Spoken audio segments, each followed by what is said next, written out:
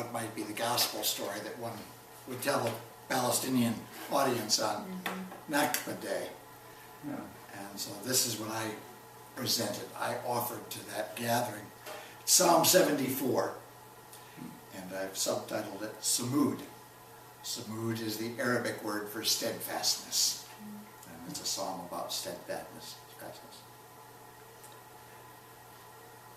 We've been at this for what seems forever, generations born of generations of struggle.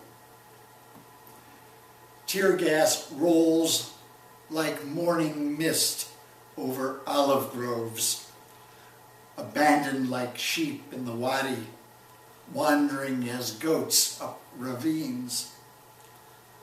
Chosen and forsaken alike, landed and unlanded, facing the charred walls, trees burnt out, pillars of the sky. Cyclamen in the ragged cleft of rock, nested in baskets of thorns. Was this land ever sacred?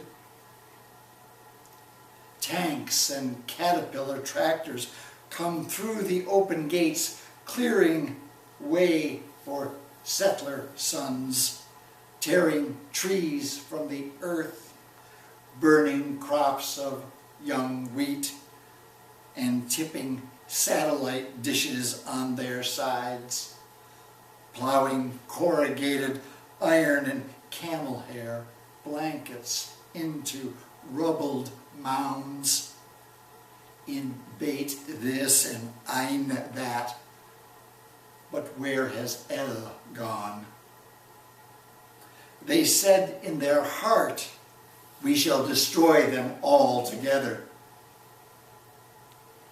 They burned all God's meeting places in the land, and Abu Hamud's Hamud shivered under the morning star. Hamud wailed, and her daughters lay down in the irrigation ditch. Great monsters screamed through the air, armed and helmeted soldiers with shields of black plastic advance. Who hears the cries of children? Old men open their mouths, but no sound comes out. The rain stinks of feces and rotting flesh. Cannons of noise echo off the wall. The believers never waver. They walk on stilts, blue avatar, dressed to mock the many-layered Goliath. Swing David's slingshot as a symbol, not a weapon. Eat rubber bullets and build playgrounds without permits. And preach steadfastness. It is the only virtue that God can be counted on to recognize and prize, though love will be its fruit as well as its surprise.